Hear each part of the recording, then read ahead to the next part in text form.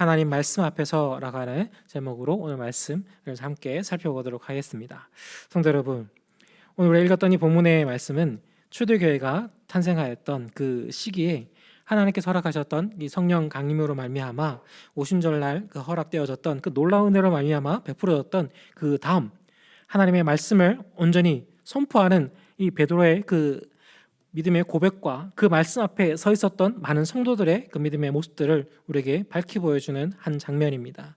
오늘 본문에 보면 베드로가요, 하나님 주신 성령의 은혜를 의지하여서 하나님 베풀으시는 하나님 말씀을 하나하나 그의 형제들에게, 그의 백성들에게 하나하나 알려줬습니다.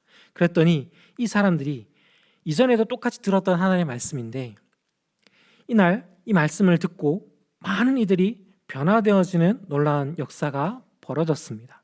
근데 그 역사 앞에서 베드로가 갑자기 성령의 은혜를 받아서 그가 더 지혜로워지고 더 능력이 충만해져서가 아니라 하나님께 주신 그 말씀이 그들을 듣고 있는 이 사람들의 마음을 찌르기 시작했을 때 이와 같은 역사가 벌어졌음을 우리는 오늘 말씀을 통해서 주목해야 됩니다. 하나님 말씀 앞에 이 이스라엘 백성들이 서 있었을 때요, 그들의 귓가에 하나님 말씀이 하나하나 들려오기 시작하였습니다. 그리고 이 말씀을 들었던 많은 이들의 반응은 어떠한 반응으로 우리에게 소개하고 있냐 하면 30절 하반절에 보면 형제들아 우리가 어찌할꼬 라고 그들이 고백하는 그 모습들을 우리는 주목해야 됩니다. 그 이전에도 이들은 보아 알았습니다. 예수님이 누구인지, 그리고 예수 그리스도께서 이 땅에 오셔서 전하셨던 그 말씀이 어떠한 말씀인지를 너무나 잘 알았던 것이 당시의 이스라엘 백성들의 모습이었습니다. 단순한 사건으로만 봐도 예수님께서 그 사역의 시작점을 세례 요한에게 가서 세례를 받는 그 한 장면만 봐도요, 그 당시에 얼마나 큰 역사가 그 하나님께서 베풀어 주셨던 그 은혜가 그 자리에 임했는지를 우리는 잘 보아 알게 되어집니다. 세례 요한이 예수님의 머리에 세례를 내리기 시작했을 때요, 물을 쏟기 시작했을 때 성경의 표현을 그대로 들면 하늘 문이 열리고요, 성령님이 비둘기같이 임재하는 역사가 벌어졌습니다. 그리고 이내 하나님께서 직접 말씀을 전해주셨죠. 이는 내 사랑하는 아들이라고요. 근데 이것은 굉장히 소수의 사람, 세례 요한과 예수님과 그 세례 요한을 따르던 소수의 추동자들만 같이 있는 그 자리에서 벌어졌던 일이 아니라요, 이 당시에 세례 요한이 모였던 그곳에 세례 요한이 전하는 그 말씀을 듣고자 하는 많은 허다한 무리들이 모여 있었습니다. 그리고 또 그 세례 요한이 말하는 그 말을 트집 잡기 위해서요, 당시에 종교 지도자들 또한 그 자리에 함께 동석하여서 그가 하는 말을 어떤 말을 하는지, 또 그가 전하는 말 중에서 자기들이 꼬투리 잡을 것이 무엇이있는지를 면밀하게 살폈던 그런 지도자들 또한 그 자리에 함께 있었습니다. 그들이 모두 보았고 들었습니다. 그러한 예수 그리스도를 이들은 처음, 그래도 우리가 보기에 아직 우리의 마음에 완전히 합당하지 않으니 그들은 여전히 하나님 보내신 자라고 믿기보다 그들의 관점으로 그들은 예수 그리스도를 판단하며 여전히 살펴보는 그런 모습들을 우리는 성경을 통해서 또한 보게 되어지죠. 그러다가 예수님의 많은 공생의 사역 속에서 주님께서 베풀어 주셨던 그 놀라운 기적과 이사와 또 주님께서 전하셨던 그 하는 나라의 그 온전한 말씀들을 그들이 듣고요, 정말 그들이 스스로 고백합니다. 이것은 사람의 지혜가 아니고 하늘로부터 내려온 가르침이며 하늘로부터 내려온 지혜임을, 그 말씀임을 그들 또한 고백하는데 까지였어요. 고백했지만, 보았지만, 알았지만 그들은요 믿지 않으려 했습니다. 그 결과의 마지막이 무엇이었냐면 예수 그리스도를 잡아다가 십자가에 못 박는 일이 발생을 하죠. 이 모든 일들 가운데 당시의 지도자들이 가졌던 마음은 이 예수로 말미암아 우리의 자리가 위태로워졌다라고 하는 그 어리석음의 그 말의 그 발로가 결국에는 예수 그리스도를, 주님께서 보내신 메시아를 십자가에 달려 죽게 하는 그런 참담한 결과를 낳는 그 모습들을 우리는 성경을 통해 보아 알고 있습니다. 그 말씀을 베드로가요 하나하나 이스라엘 백성들에게 지금 증거했습니다. 그 이전에는 안 들렸는데 지금 때가 되어져 하나님이 역사하시니 그들의 마음에 찔림이 나타나기 시작하였습니다. 그리고 단순하게 찔림이 아니라 그들의 마음 가운데 온전히 자신의 그 죄악을 바라보는 그 모든 역사가 벌어졌습니다. 이것은 그들이 말씀을 들었기에, 이전에는 말씀을 제대로 듣지 않고 흘려들었지만 지금은 잘 들었기에가 아니라요, 하나님이 그들의 귀를 열고 그들의 마음문을 열고 알게 하시니 그들의 마음이 찔리기 시작하였음을 우리는 성경을 통해서 또한 발견하게 되어집니다. 이 일을 통하여서 당시 많은 이들이 예수 그리스도 앞에 무릎을 꿇는 놀라운 역사가 벌어졌습니다. 혹자들은 베드로 앞에 무릎을 꿇었던 것이 아닌가라고 볼 수도 있을 거예요. 전혀 아닙니다. 베드로가 선포하는 말씀이 있죠. 형제들이, 아니 유대인들이 베드로에게 나와 형제들아 우리가 어찌할 거라고 얘기할 때요, 38절에 보면 베드로가 이르되 너희가 회개하여 각각 예수 그리스도의 이름으로 세례를 받고 죄사함을 받으라. 그리하면 성령의 선물을 받으리라고 하는 이 말씀을 전해줄 때요, 그들이 베드로 앞에 나와 세례를 받고 회개하는 그 놀라운 역사가 벌어졌습니다. 이 일들 가운데서 하나님께서 베풀어 주시는 그 놀라운 은혜가 이들에게 임하기 시작했을 때 이 침통해하고 그들의 찔림으로 말미암아 우리가 말도 안 되는 일을 저질렀다는 것을 깨달아 알았던 당시의 유대인들이 예수 그리스도의 이름으로 하나님 앞에 온전한 회개를 올려드리는 놀라운 역사가 벌어졌습니다. 이 모든 일들 속에는 하나님 말씀이 선포되어졌고 그 말씀이 그들의 귓가에 들려지기 시작하였을 때 이와 같은 역사가 벌어졌습니다. 사람의 말, 사람의 생각, 사람의 논리로 말미암아 이들을 굴복시키고 이들의 마음을 정말 변화시켰던 일이 아니라 철저하게 하나님의 은혜로 말미암아 허락되어진 성령의 역사로 베드로가 입을 열어 하나님의 그 나라의 복음을, 예수 그리스도의 십자가의 복음을 증거하기 시작했을 때 바로 이와 같은 역사가 벌어졌습니다. 이와 같은 일들은 우리 한국교회 역사 속에서도 참 많이 조명되어지고 나타나는 그런 모습들을 우리가 발견하게 되어집니다. 한국의 많은 교회들이 하나님 말씀을 받아들였던 그 영광의 시대를, 은혜의 시대를 우리가 보다 보면 우리 한국 교회들은 철저하게 하나님의 말씀이 들려졌을 때 그 사람들을 향하여서 우리가 행하였던 모습들은 칼끝을 들이밀고 그들을 처단하는 그런 말도 안 되는 일을 저질렀습니다. 생명의 말씀을 전해줬는데, 은혜의 말씀을 전해줬는데, 구원받고 하나님 나라의 영광을 누릴 수 있는 그 선물을 가지고 왔는데 우리는요 도리어 서양 귀신을 전파한다라는 그 명목하에 그들을 잡아다가 죽이는 그런 일들을 하였던 것이 우리 민족의 역사입니다. 하지만 그 많은 선교사님들이 이 땅 가운데 오셔서요 끊임없이 하나님의 말씀을 증거하기 시작했을 때 그 은혜가, 하나님의 은혜가 우리에게 선물로 허락되어지기 시작할 때요, 이 땅에 평양에 대부흥 운동이 일어나고, 그리고 전쟁 이후에, 그리고 60년대, 70년대, 80년대 그 놀라운 그 은혜의 역사들이 우리 한국의 교회 역사 속에서 나타났던 그 부흥의 역사가 우리 이 땅 가운데 벌어졌던 그 모든 일들이 우리가 지혜롭고 우리가 능하고 우리가 가지고 있었던 하나님을 향한 열심 때문에 벌어졌던 것이 아니라 철저한 하나님의 은혜로 말미암아 우리에게 베풀어졌던 것을 우리는 또한 우리 역사를 통해서도 우리는 보아 알게 되어지죠. 이것이 바로 성령님께서, 하나님께서 허락하시는 그 성령으로 말미암아 우리에게 베풀어 주시는 그 선물로 베풀어 주셨던 그 은혜로 말미암아 우리에게 허락되어진 은혜라는 겁니다. 이 은혜 자리 가운데 나아간 백성들이 누려야 될 영광의 그러한 징표들이 몇 가지가 존재합니다. 그 몇 가지 중에서요 오늘 베드로는요 어떠한 말로 이들을 이 은혜의 자리 가운데 초청하냐 하면 먼저 회개하기를 촉구합니다. 누구의 이름으로 회개하기를 그가 촉구하였을까요? 바로 우리를 위해서, 지금 나를 위해서 이 땅에 오신 예수 그리스도의 이름으로 온전히 하나님 앞에 회개하고 그 이름을 믿고 세례받아 하나님께서 허락하시는 그 은혜의 자리 가운데 나올 것을 그는 말씀을 통해서 초청합니다. 그리고 이 말씀을 들었던 많은 이들이 베드로 앞에 나와 예수 그리스도의 이름으로 세례받기를 정합니다. 그리고 그 세례가 베풀어질 때 이들에게 놀라운 은혜의 역사가 벌어졌습니다. 오늘 성경에서 언급하는 것처럼요 이날 주의 말씀 앞에 돌아온 이가 무려 3,000명이나 더하였다라고 성경은 기록하고 있습니다. 이 숫자가 지금 우리가 살고 있는 이 시대에 보기에는 뭐 그럴 수도 있는 숫자지. 아니요, 절대 그런 숫자가 아닙니다. 과연 우리가 이 작은 말로, 우리의 작은 한 사람의 외침으로 3천 명이 그 자리에서 돌아온다는 거, 과연 지금 우리가 살고 있는 이 시대에도 쉬운 일일까요? 하나님이 역사하시지 않는다면 절대 불가능한 일이죠. 근데 이 은혜가, 하나님 말씀의 은혜 가운데 베풀어졌습니다.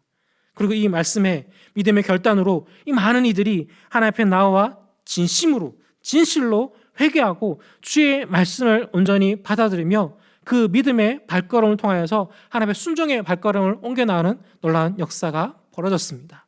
근데 이것을 그들이 단순하게 은혜를 받고 그 다음에 은혜의 자리 가운데 거하며 그것으로 만족하고 멈췄던 것이 아님을 우리는 성경을 통해서 또한 다시금 보게 되어지는데요, 이들이 이후에 어떠한 일을 행하기 시작하냐 하면 42절에 보면 그들이 사도의 가르침을 받아 서로 교제하고 떡을 떼며 오롯이 기도하기를 힘쓰니라 라고 성경은 기록하고 있습니다. 이 말의 의미가 여러 가지 방편들로 설명을 할 수 있는데, 많은 신학자들이나 주석가들은 이 부분을 뭐라고 얘기하냐면 은혜의 방편에 전념하였다라는 그런 단어를, 이 짧은 구절을 주석하고 있습니다. 이 은혜의 방편이라는 말의 의미가 어떤 거냐면 말씀과 성례와 기도를 의미합니다. 즉 오늘 우리가 읽었던 42절의 말씀이 나오는 것처럼 사도의 가르침, 즉 예수 그리스도께서 사도들에게 가르치셨던 하나님 나라의 그 복음, 하나님의 말씀을 그들이 더 듣고 그 은혜의 자리 가운데 나아가기를 힘썼으며 서로 교제하고 떡을 떼었다는 것이 매번 그 예배의 자리 가운데 예수님께서 기념하라 라고 명령하셨던 그 성례를, 성찬을 행하면서 이들이 하나님 은혜 가운데 나아가는 놀라운 그 믿음의 걸음을 잊지 않기를, 또 이 은혜의 자리를 빼앗기지 않기를 전심전력하는 그런 모습들을 성경 속에서 기록하고 있습니다. 더 나아가 이들이요, 주의 말씀을 받고 이 성례로 말미암아 내가 어떠한 은혜로 구원받은지를 그들이 깨달아 날마다 하나님 앞에 기도하며 하나님의 때를 여전히 기다리는 그 영광의 삶, 하나님의 때를 간구하며 지금의 삶을 살아내는 그런 은혜의 모습들을 이들은 우리에게 보여주고 있습니다. 다른 것이 아니라 바로 주의 말씀을 사모하고 주의 말씀을 행해 나아가며 주님께서 허락하셨던 그 말씀을 의지하여 성도들이 모여 함께 기도하고 함께 은혜의 자리 가운데 나아가 주님 원하시는 그 뜻 가운데 그들의 삶을 세워나가는 이 영광의 삶을 바로 이 은혜의 방편을 사용하여서 그들이 철저하게 주의 말씀 앞에서는 그런 놀라운 은혜가 이 초대교회 가운데 베풀어졌다는 겁니다. 성도 여러분, 지금 우리가 살고 있는 이 시대에는 정말 말씀의 홍수의 시대라고 하는 것이 어쩌보면 가장 우리의 시대를 잘 표현하고 있는 그러한 단어일 겁니다. 그런데 우리 성도의 삶, 지금 우리 성도의 삶과 이 초대교회 성도의 삶을 비교하다 보면 참 우리의 모습이 너무나 부끄러워져 나가는 그런 모습들을 우리는 쉽게 발견하게 되어진다는 겁니다. 이 초대교회 당시에는 하나님의 말씀을 듣기 위해서는요, 참 쉽지 않았습니다. 지금 우리와 같이 어느 곳에 있든 어떤 장소에 있든 내가 원하면 언제든지 하나님의 말씀을 펴서 읽는다는 거, 이것은요, 만약에 초대교인들이 우리를 지금 본다면 과연 어떤 생각을 할까요? 이런 말도 안 되는 은혜를 우리가 누리고 있는 이 영광을 보면서요, 정말 과연 이것이 가능한가? 라고 그들은 우리에게 도리어 질문할 겁니다. 우리가 살고 있는 시대, 우리가 원한다면 하나님의 말씀을 가까이 하고 우리가 원하는 그 자리에서 짧은 시간이라도 주님께 간구하며 기도하며 나아갈 수 있는 이 은혜가, 이 영광의 때가 우리에게 너무나 쉬이 베풀어져 있다는 겁니다. 그런데 이 은혜의 때에 과연 우리는 지금의 삶 속에서 어떠한 모습으로 주님 앞에 서 있는지를 우리는 날마다 우리의 삶 속에서 하나님의 말씀 앞에 나를 비춰보는 그런 모습들이 분명히 우리에게 존재해야 합니다. 성도 여러분, 우리가 살고 있는 이 시대에 우리가 이 초대교회의 모습과 우리의 삶들을 비교한다면 우리 안에 적용할 수 있는 것이 과연 무엇이 있을까요? 초대교회 성도들의 많은 이야기들을 많은 학자들은 이렇게 얘기합니다. 이들이 드려졌던 그 예배 시간들을 얘기할 때요, 주일만 모여서 이들은 예배드리지 않았습니다. 하루의 일과를 마치면 교회로 모여들었습니다. 그리고 하나님 앞에 나아가 주님 그 많은 믿음 말씀 사역자들이 증가하는 그 말씀을 단 한 구절이라도 듣기 위해서요, 정말 힘을 다해서 그 자리를 지켰고, 또 그 말씀을 듣고 멈추는 삶이 아니라 그 자리에 함께 모여 서로를 위로하고 격려하고 함께 기도함으로 함께 그 모든 일들을 이겨나가는, 견디고 인내하여서 주님 원하시는 그 뜻 가운데 함께 성화의 걸음을 걸어 나가는 그 영광의 삶을 이 성도들은 살아내었습니다.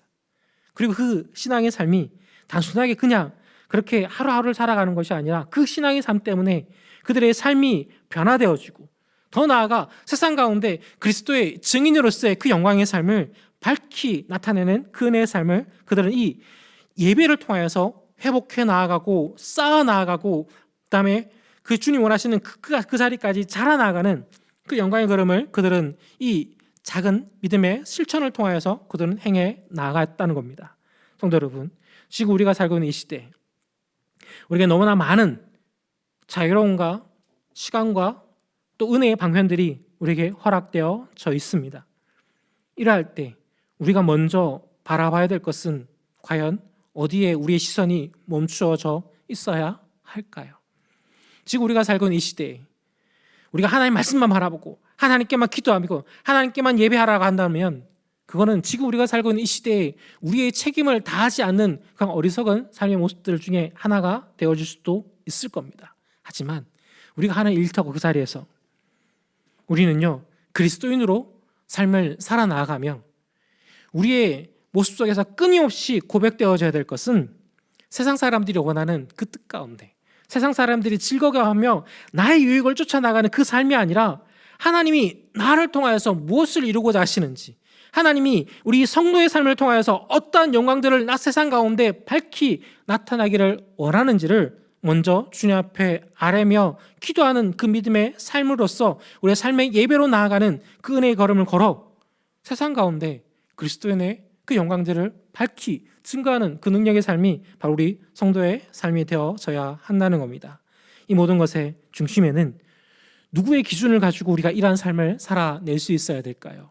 바로 하나님의 말씀으로 말미암아 우리는 이러한 영광의 삶을 살아낼 수 있어야 합니다. 그러한 은혜의 방편들을 살기 위해서 우리가 행해야 될 이 땅 가운데의 모습은 어떠한 삶의 자세일까요? 성도 여러분, 여러분의 전화기가 가장 많이 소용되어지는 시간은 어떤 시간에 가장 여러분의 전화기가 많이 사용되어지고 있나요? 예전에 청년분들한테 이거 물으니까 다들 말을 하지 않더라고요. 이유는 우리 성도님들과 비슷할 겁니다. 말씀을 보거나 그것을 보면서 찬양을 들으면서 기도하거나, 이거보다 우리가 하는 시간들이 주로 뭘 많이 할까요?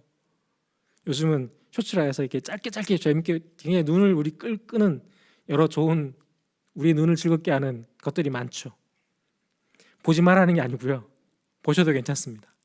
다만 그것만 하는 게 아니고요, 그 자리에서 우리는 무엇을 찾을 수 있어야 될까요? 하나님 원하시는 그 말씀들을 우리가 좀 더 찾을 수 있는 시간들을 투자해야 됩니다. 그리고 혹 뉴스를 보면서요, 내 마음에 들지 않는 사람들을 바라보면 화를 내기보다 우리 성도가 해야 될 모습은 어떠한 모습일까요? 기도하는 거죠. 나라를 위해서요, 민족을 위해서, 세계를 위해서요. 똑같은 방법으로 사용하더라도요, 우리 성도는 달라야 됩니다. 똑같이 나의 유익을 위해서 사용하고 나의 마음을 다스리거나 때로는 내 스트레스를 해결하기 위해서 그 똑같은 기기를 사용하더라도 우리의 중심 가운데서는요, 다름이 있어야 됩니다. 그 안에서 하나님 앞에 집중하는 그 은혜의 시간들을 우리 또한 찾아낼 수 있어야 되고, 그것이 우리의 삶 속에서 일상으로 나타나는 그 영광의 믿음의 걸음들이 분명히 존재하여야 한다는 겁니다.